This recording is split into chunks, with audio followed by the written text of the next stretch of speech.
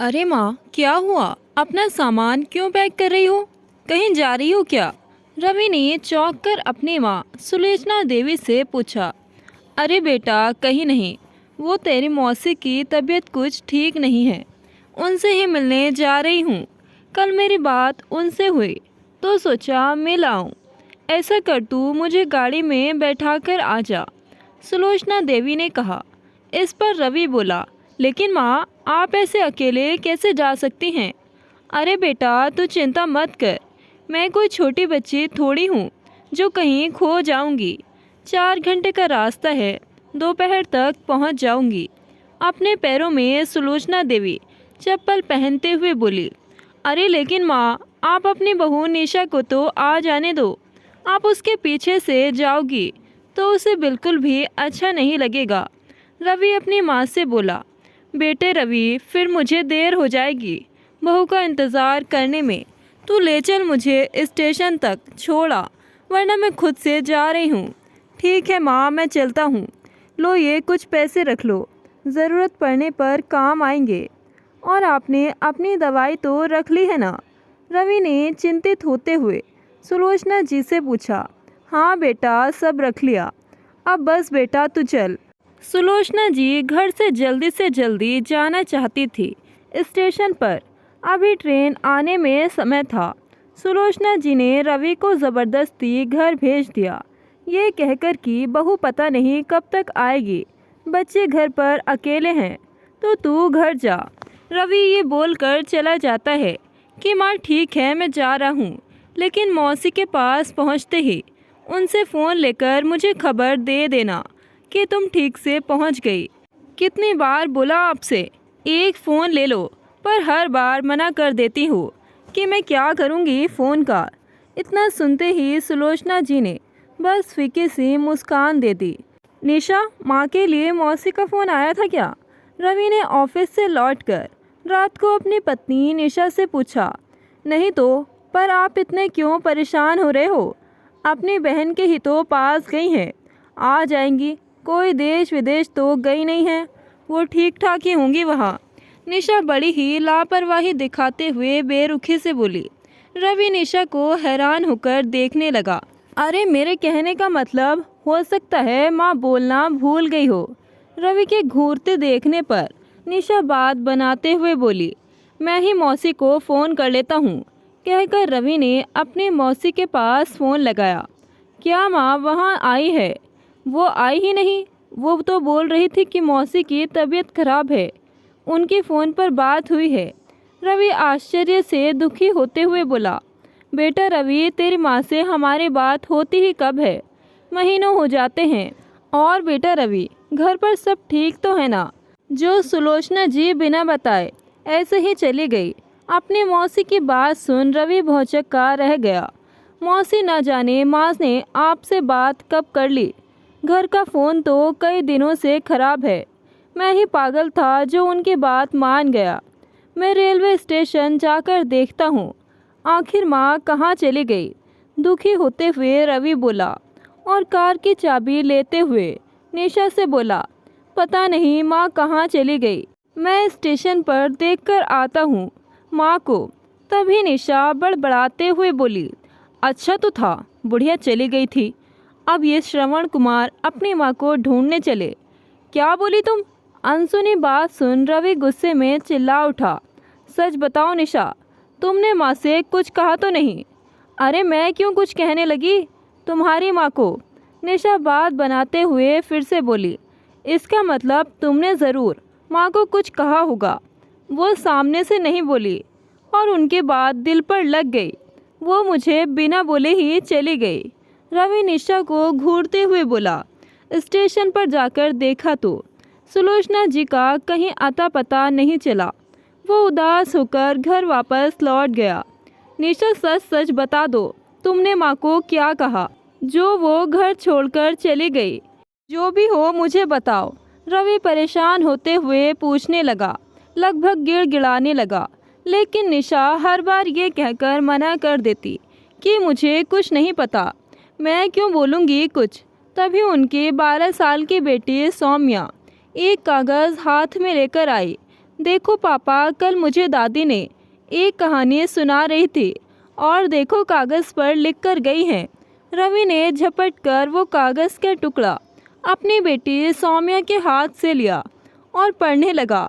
बेटा, पूरी ज़िंदगी मैंने तुझसे कोई शिकायत ना की।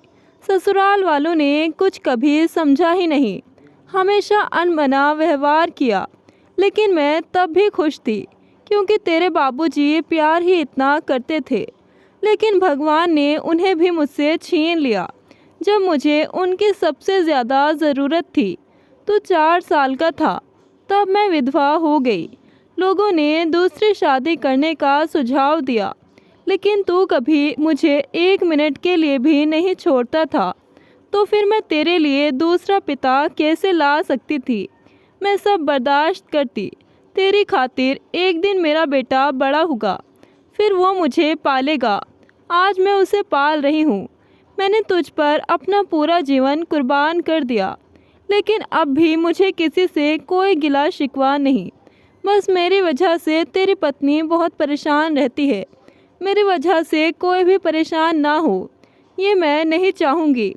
कल बहू फ़ोन पर अपनी माँ से कह रही थी कि मेरी सास बोझ बनकर मेरे सीने पर पड़ी है। ईश्वर जाने कब जान छूटेगी मेरी उनसे। बेटा रवि, मुझे भी लगता है भगवान के पास जाने का समय आ गया है। मैं वहीं जा रही हूँ, मुझे ढूंढने मत निकलना। तेरी मौसी के घर झूठ बोलकर जा रही हूँ। तू मेरा सबसे अच्छा बेटा।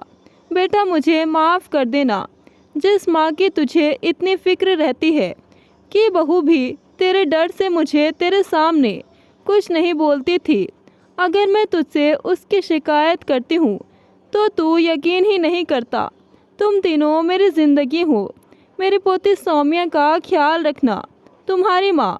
रवि पढ़ते पढ़ते निशा को खा जाने वाली नज़रों से देखने लगा। सौम्या बेटी, सच सच बताओ, तुम्हारी मम्मी मेरी पीठ पीछे दादी को और क्या क्या कहती है? रवि ने प्यार से अपनी बेटी सौम्या से पूछा। सौम्या अपनी मम्मी निशा की ओर देखने लगी, लेकिन रवि के पूछने पर वो बोल पड़ी। पापा, जब आप घर पर नहीं रहते, मम्मी दादी से लड़ती रहती, कहती कि बुढ़िया मेरे सिर पर बैठी है, पता नहीं कब जाएगी हमें छोड़कर, और उनसे घर का सारा काम भी करवाती। और परसों तो दादी को धक्का देकर सोफे से नीचे गिरा दिया तो बेचारी रो रही थी और इन्हें बिना बात के डांटती रहती कि इस बुढ़िया की वजह से मैं कहीं आ जा भी नहीं सकती। जब दादी बोलती कि बहू, मैं तुम्हें कब मना करती हूँ कहीं आने जाने से, तुम अपनी मन मर्जी से रहो, तब और ज़्यादा गुस्सा करती और आपके सामने अच्छे से बात करती दादी से। सौम्या बोली। सौम्या की बात सुनकर निशा झट से बोली, अच्छा झूठ बोल रही है, अभी बताती हूँ तुझे। और सौम्या को मारने ही वाली होती है कि रवि ने उसका हाथ बीच में ही रोक दिया और सौम्या से बोला, बेटी सौम्या, तुम अपने कमरे में जाओ। और 2 ज़ोरदार तमाचे निशा के गाल पर जड़ दिए। हिम्मत कैसे हुई तुम्हारी निशा, मेरी माँ के साथ ये सब करने की? मैंने तुम्हें क्या समझा और तुम क्या निकली? पहले ही बोला था मैंने तुम्हें कि ज़रा भी दुख दिया मेरी माँ को तो छोड़ूंगा नहीं तुम्हें। और धक्का देकर निशा को फर्श पर गिरा दिया। रवि ने गुस्से में और चिल्लाकर बोला, अगर मेरी माँ को कुछ हुआ या ज़रा भी खरोच आई तो तुम घर की रहोगी ना घाट की। ध्यान रखना मेरी बात को। ज़रूर माँ हरिद्वार गई होगी, हमेशा कहती थी हरी से मिलकर आऊँगी। अचानक से रवि को अपनी माँ की कही बात याद आई और वो हरिद्वार के लिए रवाना हो गया। हरिद्वार में जाकर इधर उधर भटकते वृद्धाश्रम में उसे सुलोचना देवी मिल गई। रवि अपनी माँ के पैरों में गिरकर रोने गिड़गिड़ाने लगा और माफ़ी मांगने लगा।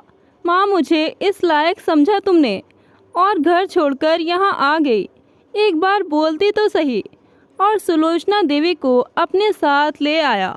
घर पहुंचकर तेज़ आवाज़ में बोला, ये घर मेरी माँ का है, मैं मेरी माँ का हूँ। मेरी माँ इस घर में मेरे साथ रहेगी। जिसे हमसे परेशानी है वो घर छोड़कर जा सकता है। सौम्या अपनी दादी को देख उनसे लिपट गई। दादी आप आ गई। सुलोचना देवी ने उसे प्यार किया। माँ मुझे माफ़ कर दीजिए, मैंने आपके साथ बहुत गलत किया। अपनी आज़ादी छीनते देख मैं अपने आप में अंधी हो गई थी, कभी आपको समझा ही नहीं। मुझे माफ़ कर दीजिए, आगे से कभी ऐसा नहीं होगा। निशा आंखों में आंसू ले सुलोचना देवी से बोली, बहू मुझे तुझसे कोई गिला शिकवा नहीं। जैसे मेरे लिए मेरा बेटा है वैसे ही तू भी। सुबह का भूला अगर शाम को आ जाए तो उसे भूला नहीं कहते। माँ अब से मुझे कभी छोड़कर मत जाना, मुझे वापस से बेसहारा मत करना। रवि रोते हुए सुलोचना देवी की गोद में सर रखते हुए बोला, नहीं जाऊंगी बेटा, कभी नहीं जाऊंगी। सुलोचना देवी अपने बेटे को रोता देख रो पड़ी।